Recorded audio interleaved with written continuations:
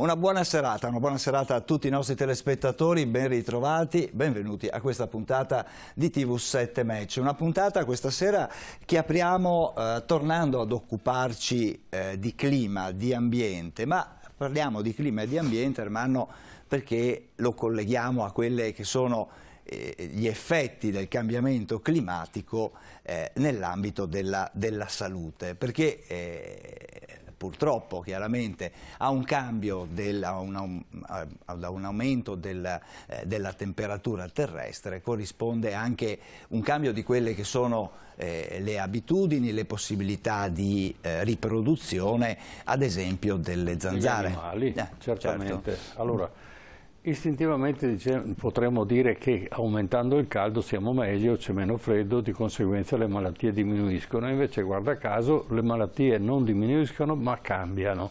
Cosa vuol dire? Vuol dire che certe patologie che vengono proprio dai paesi più caldi e quindi malattie portate soprattutto dalle zanzare stanno aumentando d'estate, di conseguenza dobbiamo correre, diciamo, ai ripari di una situazione che prima era imprevista e imprevedibile. L'altro aspetto che noi ci troviamo di fronte come fenomeno è naturalmente la migrazione. Le persone che passano il mare o arrivano dai paesi più caldi dove ci sono queste malattie, quindi possono portare delle patologie e naturalmente trovando un clima favorevole in Italia o comunque in Europa, ecco che quelle malattie che in altri momenti si sarebbero, diciamo, limitate o estinte diventano invece motivo di propagazione e quindi possono succedere anche dei contagi molto importanti e naturalmente questo fa parte di un'evoluzione delle patologie diciamo africane piuttosto che di altri paesi e soprattutto stanno emergendo delle patologie, dei gruppi infettivi che sembravano scomparsi. E anche questo è una cosa molto interessante, di questo ne parleremo con due esperti, appunto, che...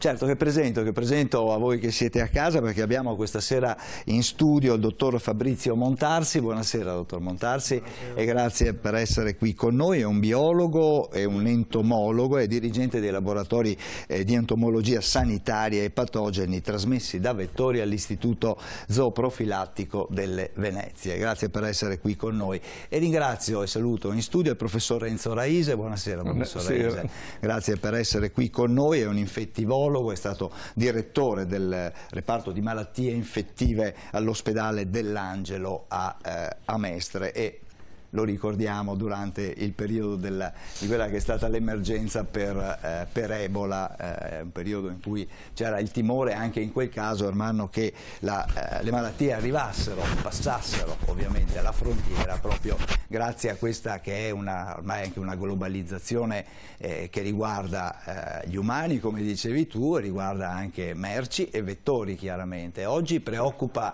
il Sud America in particolare, dove la febbre dengue sta creando allarme anche da parte dell'Organizzazione Mondiale della Sanità. Sì, certamente, si globalizzano anche le patologie. Cosa vuol dire? Vuol dire che il movimento rapido, per esempio quelli viaggio in aereo, arrivo in tempi molto rapidi, quello che è successo per il Covid, no, è arrivato rapidamente, più rapidamente in Italia per esempio che a New York. Per quale motivo non si è ancora capito, però diciamo che Voeo è distante 8.000, circa 700 km da Wuhan, mentre Pechino è distante 500 km. I primi casi si sono scoperti qua in Italia, non so perché, ma per esempio a New York la scoperta di questa patologia è stata molto più tardi, quindi è tutta una serie di fenomeni che devono essere ancora scoperti. Chiaramente una volta queste malattie restavano molto limitate nei posti di origine, adesso invece col trasporto veloce naturalmente anche la patologia ha una diffusione che è decisamente maggiore e in questo senso lascerei un attimo la spiegazione al dottor Montarsi.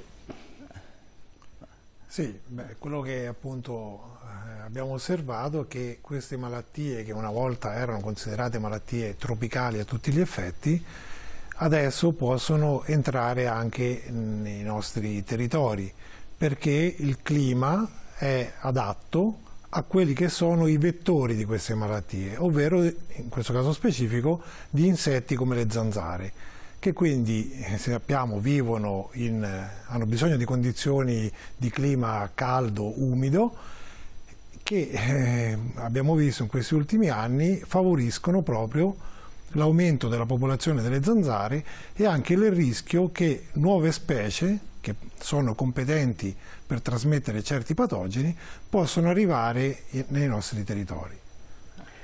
Certo, e Enzo Raise, questo fenomeno incomincia a preoccupare, c'è un certo tentativo di arginare questa propagazione delle patologie? Sì, certo, c'è il tentativo e l'allarme anche determinato dal Ministero della Sanità, che a seguito dell'epidemia in Brasile, che è veramente notevolissima, ma che ha interessato anche l'Argentina, cosa che non avveniva, ecco che l'aumento delle temperature vede l'estensione dei vettori. E di conseguenza il Ministero, sulla base di quello che era l'allarme dell'OMS, ha detto attenzione, i brasiliani, e noi abbiamo molti scambi con il Brasile perché gli italo-brasiliani sono dei milioni, naturalmente possono importare la febbre dengue. L'anno scorso, nel 2023, abbiamo avuto 85 casi di autoctoni, cioè di persone che non si sono spostate dall'Italia. Hanno contratto la febbre dengue perché le zanzare tigre gliel'hanno trasmessa. Lo stesso per un'altra patologia, sempre virale, si chiama chikungunya, abbiamo avuto 47 casi.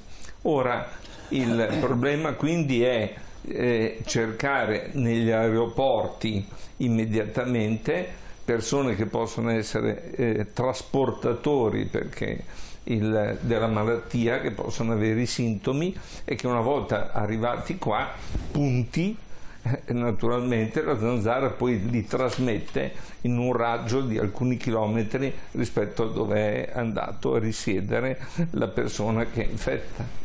Certo, e quindi passiamo al primo contributo: cambio climatico e le malattie tropicali.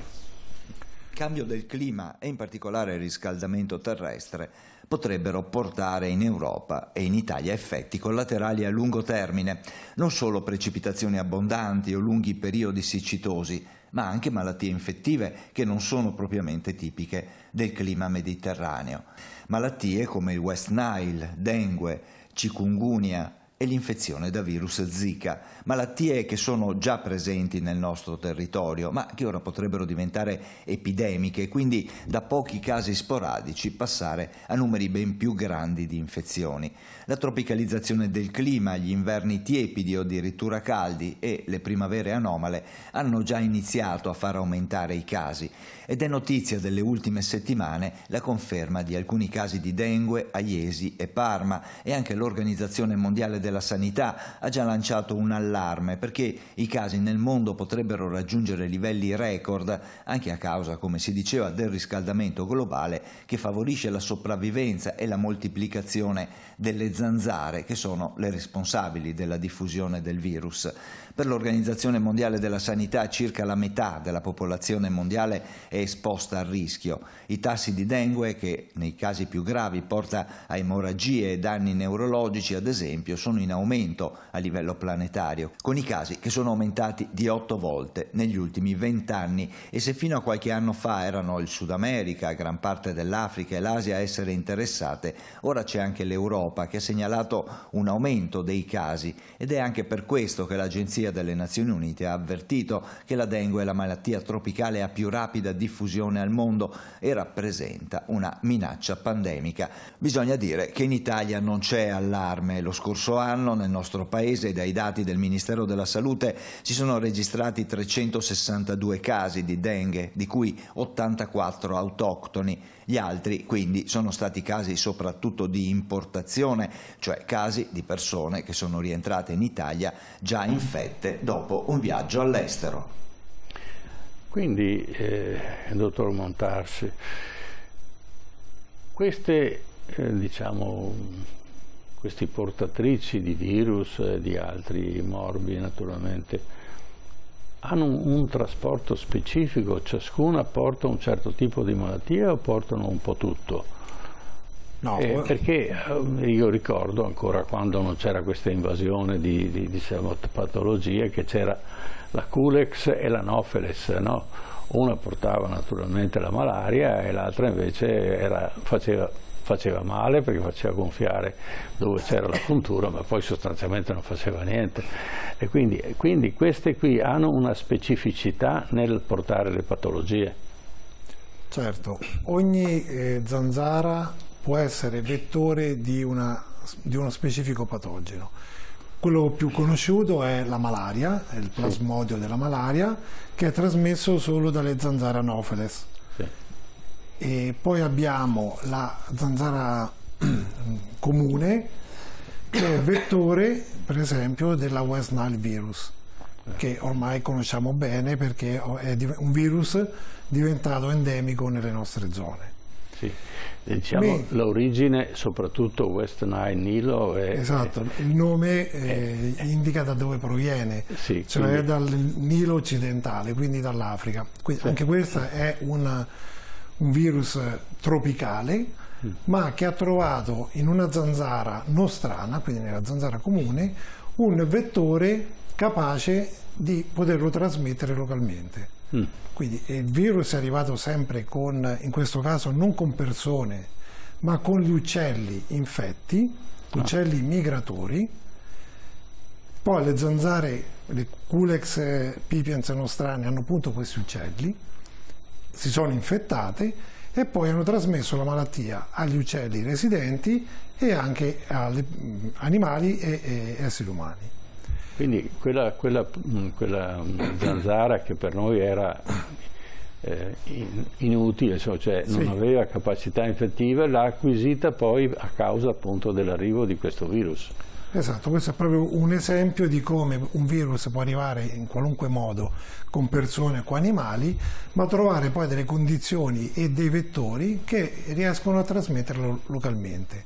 Ho capito. Tornando invece alla zanzara tigre, che ricordiamo invece è una zanzara che non era nostrana, ma l'abbiamo importata con le merci, in particolare con i pneumatici usati. Sì. È una zanzara che è in grado di trasmettere altri virus e appunto fra questi ricordiamo quello di più attualità, che è la dengue. Il dengue, ho capito. Bene, dottor Raise, che cosa possiamo fare per arginare questa diffusione quindi la situazione migliore sarebbe l'eliminazione delle zanzare, ma abbiamo visto che è la cosa più difficile. Per esempio, so che in Sud America hanno fatto delle sperimentazioni. Per esempio, hanno sterilizzato le zanzare maschio in maniera tale che non si riproducessero più. E in parte di alcune zone c'erano perfino riusciti. È possibile un'operazione di questo genere in Italia? Certo, parlavamo poc'anzi con il dottore di questa situazione che è stata valutata ampiamente ed è valida su zone ristrette, ad esempio le isole, dove puoi sostituire tutta la popolazione e per cui diventa sterile, non si riproducono. Ma in un ecosistema che invece tende ad essere vitale, queste quando spariscono vengono sostituite da quelle intorno. In pianura padana è molto difficile.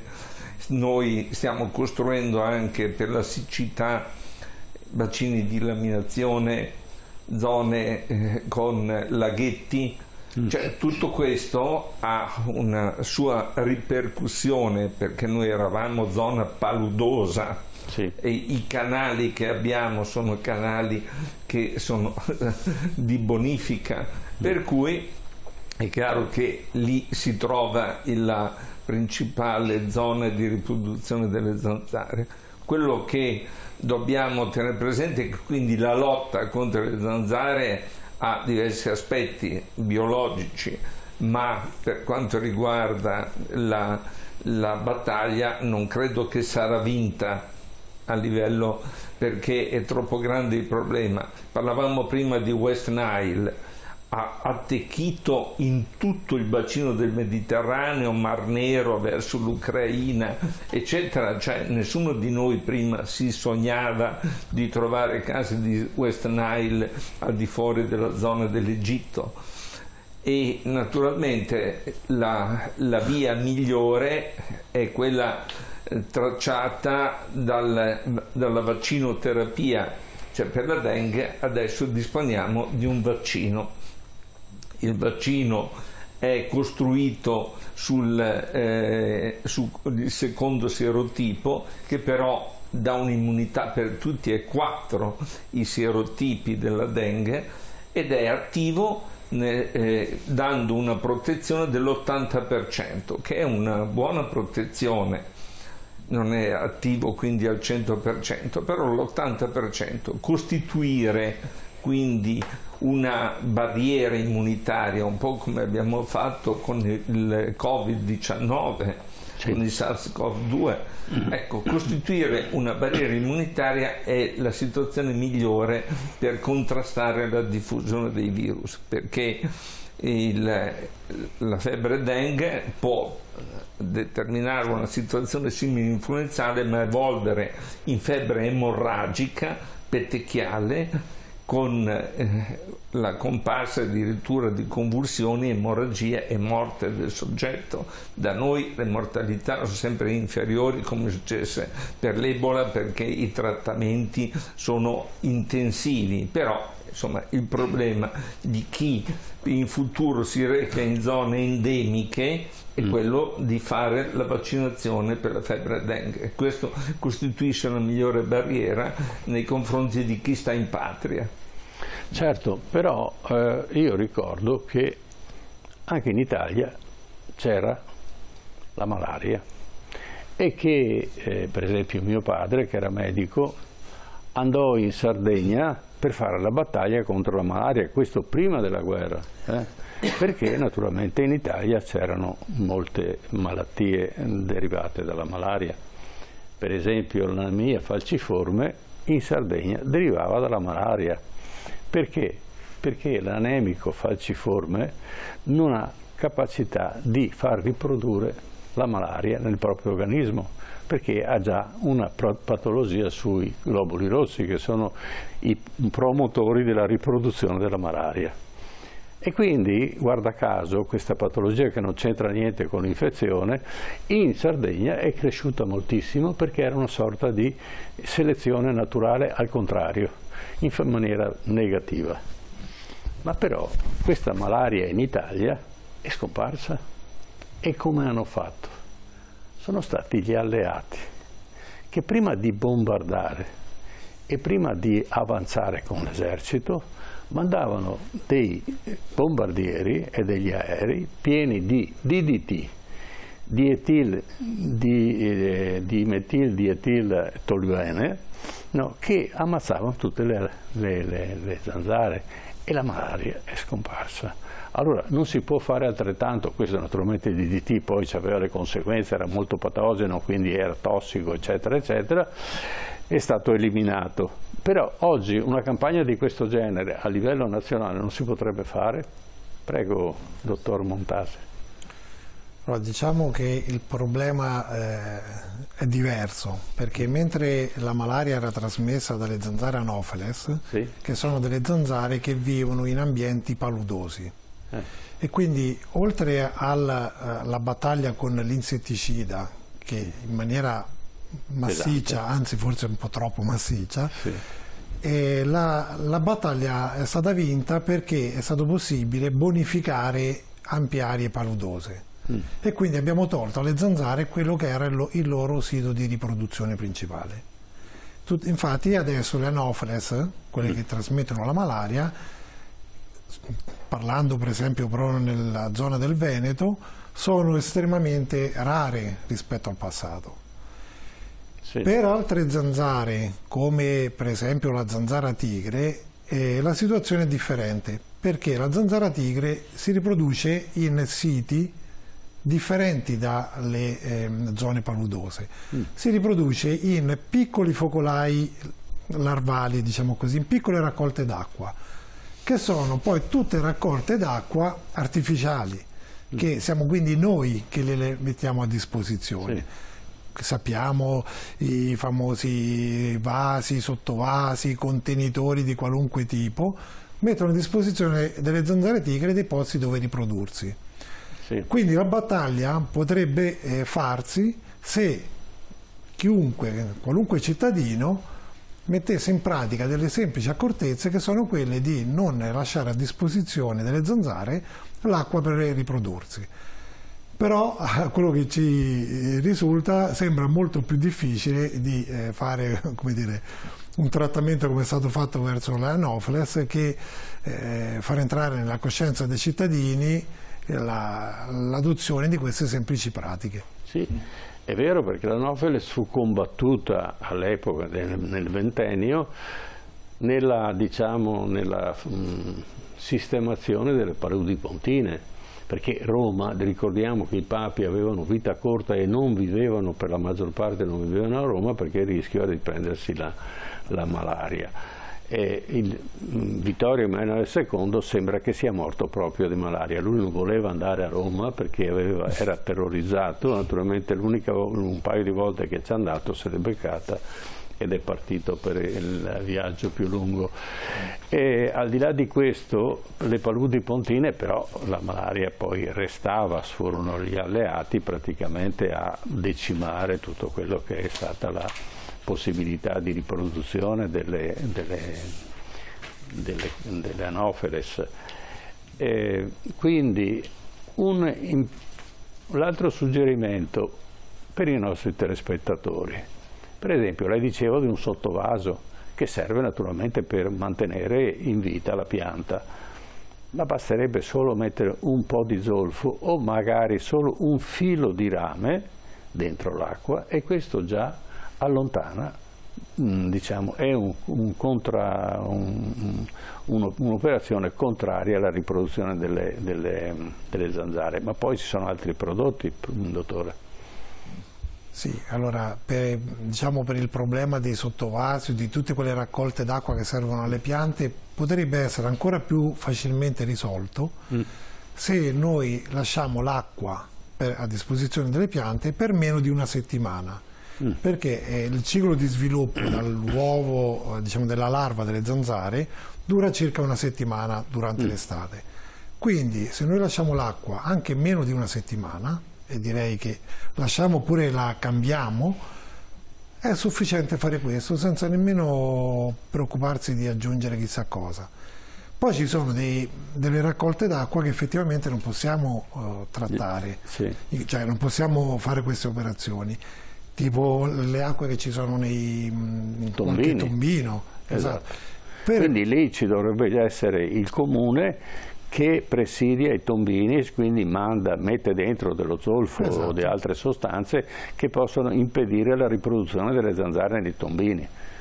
Esatto, lì i comuni, direi quasi tutti i comuni del Veneto hanno dei piani di disinfestazione, dove vengono messi appunto nei tombini delle aree pubbliche dei larvicidi. Adesso ci sono dei larvicidi, come dire, un po' più evoluti rispetto al passato, che sono tra l'altro selettivi, nel senso che uccidono solo le zanzare, le larve delle zanzare, e questi sono dei trattamenti che i comuni fanno durante il periodo estivo nelle aree pubbliche.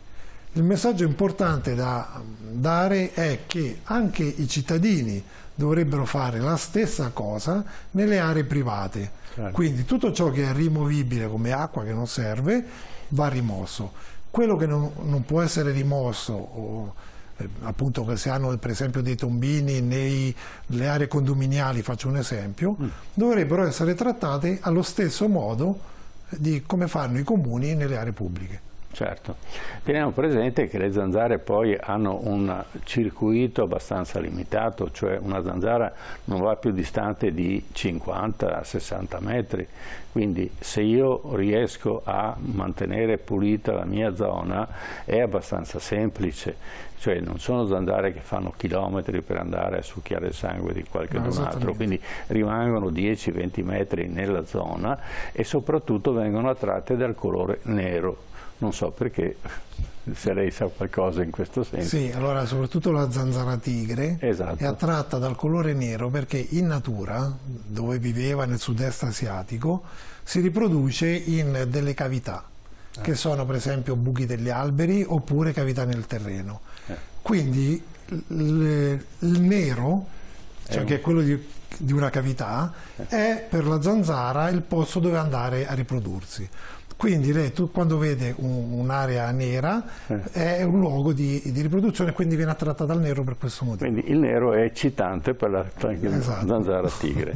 Bene, passiamo al prossimo contributo, appunto, malattie neglette, quelle che sono state dimenticate, cioè sono le malattie che sono praticamente tante vecchie malattie che sono dimenticate, però con questo cambiamento climatico incominciano a emergere e la cosa diventa più complicata e più pericolosa.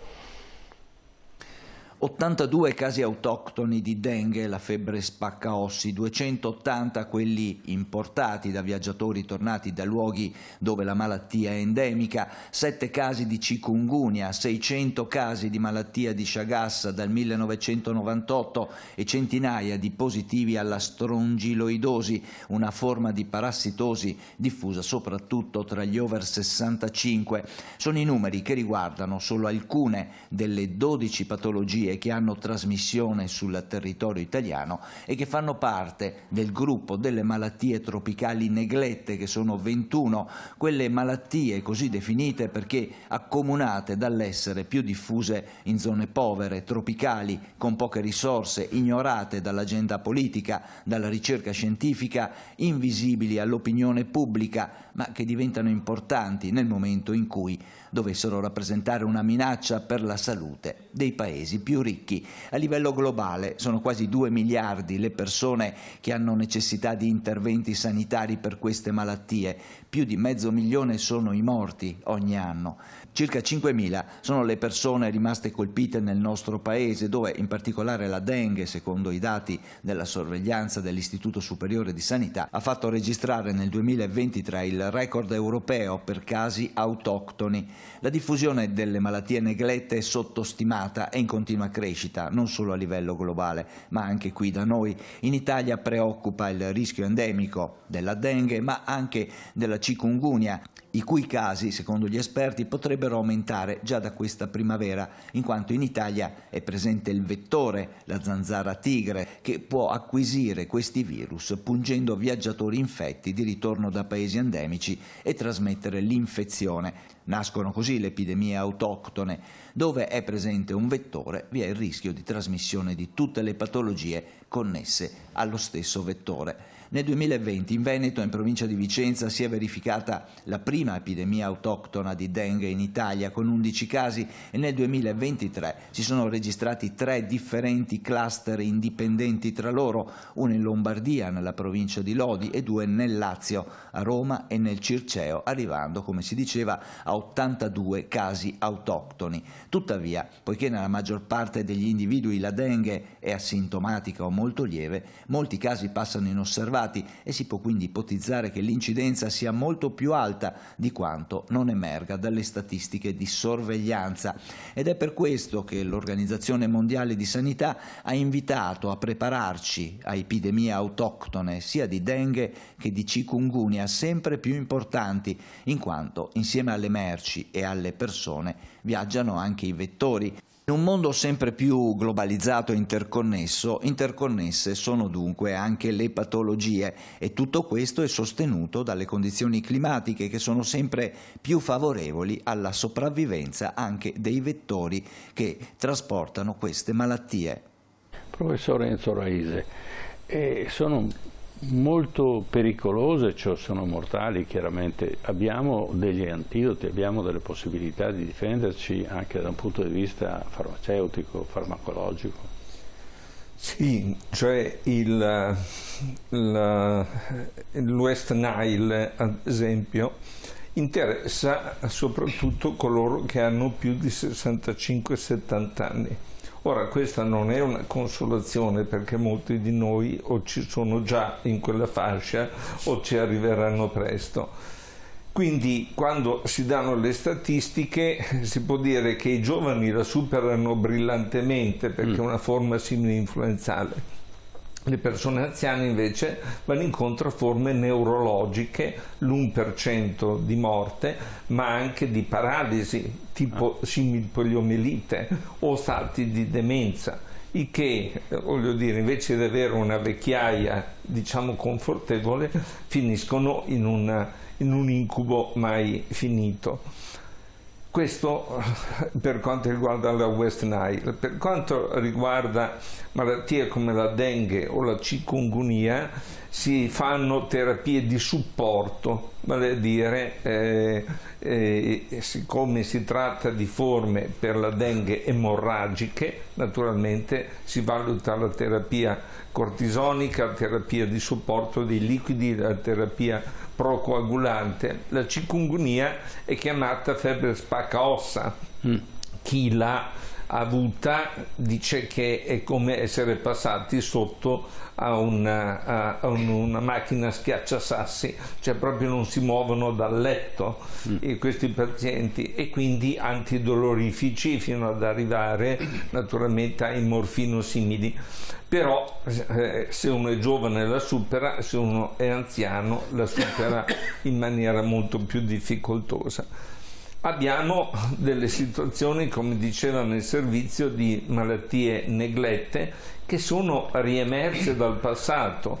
Ad esempio le forme da virus come il Congo Crimea. Crimea perché la guerra tra Russia e Ucraina ci ha portato di nuovo a un virus che è trasmesso attraverso i topi, che sono i serbatoi, e le zecche, le pulci, che sono naturalmente i vettori, e è una febbre che era nelle trincee.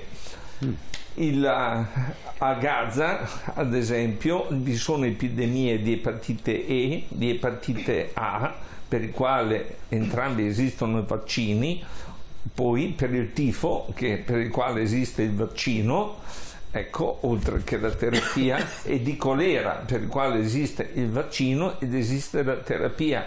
Quindi è la miseria, la condizione economica che a volte fa riemergere le guerre, fanno riemergere patologie che erano in pratica neglette precedentemente. Quando nella presentazione è stata portata in evidenza la patologia in Brasile, tripanosomiasi, schistosomiasi, eccetera, sono patologie delle capanne brasiliane, dove i parassiti si annidano lì e naturalmente trasmettono patologie che sono terapeuticamente aggredibili. Ecco, però, come dire, è sempre una parte del mondo che è in sofferenza economica perché non ha delle case sane. Questo soprattutto per quanto riguarda il Brasile, dove sono situazioni epidemiche più diffuse. Bene, allora vogliamo concludere questo fenomeno cui andiamo incontro, perché siamo appena all'inizio di questo cambiamento climatico, quindi più il tempo passa e meno noi disinquiniamo il pianeta, è più facile naturalmente che queste patologie si radicano sul nostro territorio. Prego, dottor Montarsi. Sì, diciamo che i cambiamenti climatici, abbiamo detto, favoriscono i vettori. Il problema è che un clima più caldo provoca un aumento dell'attività delle zanzare. Appunto, mentre una volta le zanzare erano attive da maggio a settembre, noi abbiamo già visto negli ultimi 2 anni che a maggio c'erano le temperature estive. E quindi le zanzare adesso sono attive, per esempio, già da aprile fino a ottobre. Quindi hanno un periodo maggiore per riprodursi e, in caso di arrivo di un patogeno, anche di infettarsi. Inoltre questo aumento delle temperature provoca anche la presenza di alcune specie di zanzare in aree ad un'altitudine maggiore, per esempio in aree di montagna. In montagna, noi sappiamo, le zanzare non sono mai state un problema. Sì. Invece adesso anche in montagna, lo sappiamo tutti, le temperature sono aumentate in un modo tale che, oltre a causare problemi ai ghiacciai e quant'altro, favorisce anche l'arrivo di zanzare che normalmente non ci sarebbero mai state. Quindi quello che dobbiamo fare è contrastare questo fenomeno, cercando di mettere in pratica tutte quelle azioni che abbiamo precedentemente elencato, e per quanto riguarda noi che lavoriamo nel sistema sanitario, fare sorveglianza, quindi cercare di prevedere come queste malattie possono arrivare e diffondersi, e quindi di prevedere anche dove sono le zone più a rischio, quindi questo rischio dovuto al fatto che ci siano più o meno zanzare. Ecco, lei ha portato con sé delle attrezzature che facciamo vedere ai nostri telespettatori, che sono dei sistemi di controllo che vengono messi, per esempio, dove c'è molto traffico, diciamo, sia di materiale ma anche di persone, quindi aeroporti, quindi porti, eccetera, eccetera, e si vuole farle vedere come riuscite a diciamo, selezionare questi, diciamo, migranti, che sono appunto le zanzare, ed eventualmente valutare che tipo di zanzara è, eccetera. Quindi lascio a lei la possibilità di mostrare ai nostri telespettatori le attrezzature. Sì, diciamo, il nostro istituto appunto si occupa del monitoraggio delle zanzare, e quindi facciamo un monitoraggio di tutte le specie di zanzare che trasmettono malattie. Quindi da una parte la zanzara comune per la West Nile, dall'altra parte la zanzara tigre per dengue, chikungunya e zika. E le 2 zanzare vengono monitorate usando delle trappole. Sono delle trappole che hanno lo stesso, come dire, tipo di funzionamento. La vedete qui, appunto, ve la mostro. Sì, prego. È una trappola, questa è una trappola che serve appunto per la cattura della zanzara tigre. Semplicemente si tratta di un barilotto che ha all'interno una ventola, viene messo questo sacchettino, questo coperchio con un sacchettino, e praticamente la ventola aspira le zanzare che entrano in questo contenitore e vengono intrappolate nel sacchettino. Questo è il primo sistema per la zanzara tigre. Poi cosa ne fate voi quando avete intrappolato nel sacchetto le zanzare? Le riproducete, le controllate? Sì, allora quello che noi facciamo poi è queste zanzare vengono identificate, sì, contate, ma la cosa più importante è che vengono analizzate per la presenza di questi virus che abbiamo nominato. Cioè controlliamo che se le zanzare sono infette o meno. Quindi, e questo sistema tra l'altro è utile perché l'arrivo di alcuni virus, in particolare West Nile, in alcune zone vengono rilevati prima nelle zanzare rispetto alle persone. Quindi è importante avere questo monitoraggio in modo da poter dire dove sono le aree dove c'è la presenza dei virus, e quindi prevenire e aiutare poi il sistema sanitario di malattie infettive per come dire, allertare la popolazione nelle aree dove noi abbiamo appunto trovato le zanzare positive. Per esempio il West Nile, sì, quanto rimane all'interno di una zanzara? Perché naturalmente la zanzara non si ammala, la zanzara è soltanto una neutrale portatrice, no, che poi lo inietta attraverso il pungiglione, quindi lo mette dentro l'organismo umano e lì si riproduce. Ma quanto la zanzara è in grado di mantenere questo virus? Allora, le zanzare che si infettano rimangono infette per tutta la vita. Per tutta la vita della zanzara, che fortunatamente appunto non è molto lunga, quindi diciamo può essere di qualche mese. Però ecco, dal punto di vista epidemiologico, se una zanzara si infetta durante, facciamo, l'estate, è un rischio, perché per tutto il periodo estivo questa zanzara può infettare. E ricordiamo che una zanzara comunque fa un pasto di sangue, si dice così, sì, cioè punge, e almeno potrebbe farlo una volta alla settimana ogni 10 giorni. Quindi anche se vive pochi mesi, ma una zanzara infetta, pensate quante volte può infettare una persona. E diciamo ai nostri telespettatori, tra zanzare non si contagiano, o sì? No, fra zanzare non si contagiano, però quello che può succedere, e questo per esempio è possibile con la dengue, con il virus dengue, che le zanzare, oltre ad essere loro infette, possono trasmettere il virus alla progenie, quindi alle uova e quindi ai figli. E quindi potrebbe essere un altro modo di propagazione del virus, anche se, come dire, questa modalità è comunque inferiore rispetto alla propagazione del virus attraverso la puntura diretta. Quindi diciamo che la propagazione avverrebbe la zanzara infetta l'umano, un'altra zanzara succhia anche lei il sangue, si infetta a sua volta e poi lui lo porta pungendo un altro essere e lo infetta a sua volta. Ma gli animali sono esclusi o sono inclusi in questa diffusione della patologia? Gli animali possono essere infettati da determinati patogeni. Per esempio, come parlavamo prima, il virus della West Nile è un virus che può essere pericoloso anche per gli animali. Anzi, diciamo, gli uccelli in particolare hanno una mortalità superiore all'essere umano. E ci sono anche altri animali che si possono infettare e mostrare dei sintomi. Fra questi ci sono i cavalli, anzi tutti gli equidi, quindi cavalli, asini, che è un'altra categoria di animali che si può infettare e avere una sintomatologia. Poi ci sono tanti altri animali, come per esempio i cani e i gatti, che si infettano anche loro, ma fortunatamente non hanno dei sintomi rilevanti. Però possono trasmettere a loro volta a un'altra, oppure guariscono e hanno il sopravvento sul virus. Fra gli animali soltanto gli uccelli possono infettarsi e trasmettere il virus, quindi attraverso la puntura di una zanzara.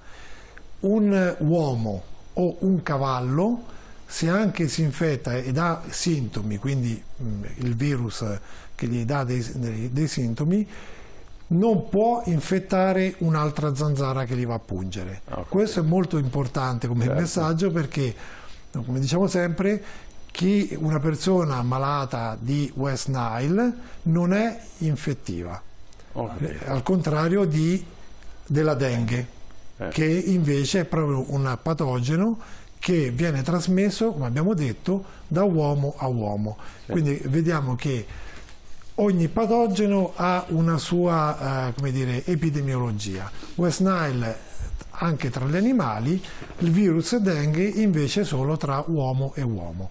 Ho capito, bene. Allora Enzo Raese vuole darci una conclusione su questa problematica che sta crescendo, ma soprattutto cosa si può fare effettivamente, oltre naturalmente a prevenire la moltiplicazione delle zanzare, ma anche nei confronti dei pazienti, e quali possono essere le sintomatologie di questa patologia. Prego. Certamente. West Nile, presso i centri trasfusionali c'è in uso il test che evidenzia se il paziente ha in corso o ha avuto in corso la patologia da West Nile, perché può essere asintomatica. Perché? Perché un donatore di sangue, se fosse positivo, può trasmetterlo al ricevente il sangue, e questo è uno screening che viene attuato nel Veneto e in Italia, estremamente importante. Per altre situazioni noi abbiamo, come dicevamo prima, la vaccinazione, vedi la nuova vaccinazione nei confronti della febbre dengue.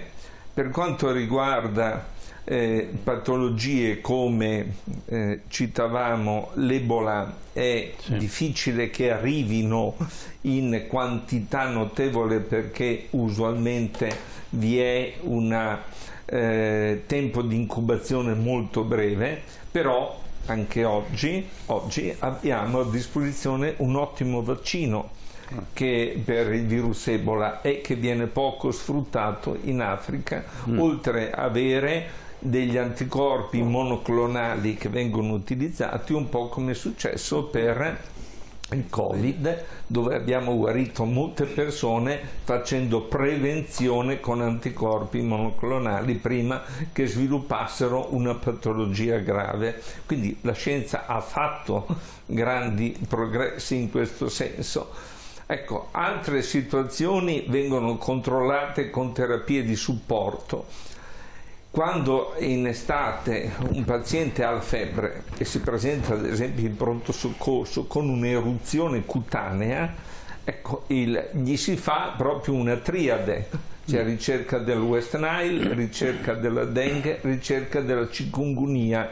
Cioè perché? Perché bisogna arrivare ad una diagnosi, una reazione, si dice esantematica, ossia puntini rossi su tutto il corpo, è un indice, ma lo è anche nel caso di punture da zecche. Prima parlavamo della montagna, dell'arrivo delle zanzare. Le zecche adesso hanno un ciclo più lungo, perché c'è meno freddo, perché non vanno poco in letargo, per cui abbiamo gli animali che sono arrivati nei paesi e che naturalmente portano le zecche. Quindi c'è il vaccino anti-TBE, che è l'encefalite da zecche, che viene effettuato estensivamente in Austria, meno da noi, perché l'altra patologia che è portata è Lyme, che provoca poliartriti e l'erlichia. Quindi da un lato abbiamo vaccini per la prevenzione, dall'altro abbiamo terapie di supporto, dall'altro abbiamo uno screening per coloro che arrivano in pronto soccorso, e sicuramente i medici di famiglia sono sensibilizzati con esantemi, eruzioni cutanee che avvengono durante l'estate. Ma un appello particolare è per la prevenzione, cioè tutti noi andiamo nei parchi con i nipoti, i figli. Cioè io sarà che sono una specie di trappola per zanzare, come ha detto il dottore, per la produzione di anidride carbonica, ma vengo divorato dalle zanzare, così anche i miei nipoti.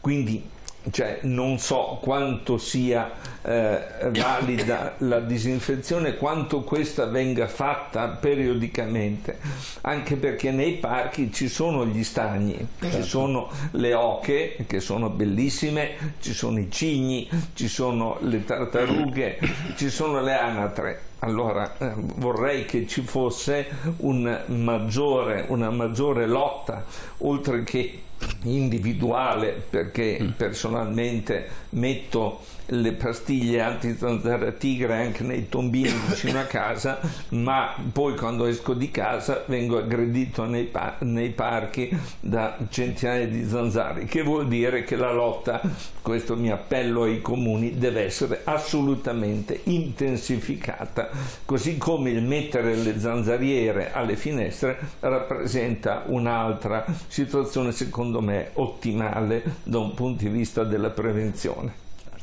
Però parlavamo di antigeni monoclonali. Adesso si parla anche di patologie cancerogene che derivano da quella creazione di questi diciamo, sottoprodotti, che sono i precursori appunto di patologie di questo genere. Lei è a conoscenza di questo fenomeno? Cioè gli anticorpi monoclonali sì, come attività antitumorale o sì, che possono portare a tumore? Portare. No, non è ancora approvato accertato in questo senso. Cioè gli anticorpi monoclonali sono anticorpi estremamente specifici nel bersaglio. Il bersaglio lo si vede, parlo ad esempio del Covid-19 dove ne abbiamo utilizzati in notevoli quantità, ecco, dove se c'era un virus che era ad esempio il Delta, era attivo solo contro il virus Delta e non contro la successiva variante, sì, per intenderci. Sono talmente specifici che mi risulta difficile pensare che il sistema immunitario dopo questa terapia vada in qualche modo in una paralisi tanto da far emergere dei cloni delle cellule tumorali. È tutto da dimostrare, però devo dire che la lotta ai tumori viene fatta con gli anticorpi monoclonali, la lotta alle malattie autoimmuni viene fatta anche con gli anticorpi monoclonali, alle dermatiti gravi viene fatta con gli anticorpi monoclonali, quindi è una scoperta talmente rivoluzionaria che se avesse come finalità purtroppo l'emergere di patologie neoplastiche sarebbe la rovina delle nostre scoperte. Ho capito. Va bene, la scienza è sempre cammina sempre, quindi ci darà altri risultati e altre possibilità. Vi ringrazio del vostro contributo, io spero che i nostri telespettatori abbiano compreso bene qual è il rischio ormai del cambiamento climatico, non soltanto perché avremo meno ossigeno, abbiamo molta anidride carbonica, ma soprattutto perché avremo altre patologie. Grazie. Certo, grazie al dottor Fabrizio Montarsi per essere stato con noi dell'Istituto Zooprofilattico delle Venezie e grazie al professor Enzo Raise, infettivologo, grazie per essere stati con noi e averci aiutato un po' a capire meglio quello che sta accadendo. Adesso andiamo brevemente in pubblicità e poi ritorniamo con la nostra rubrica del Memento. A tra poco.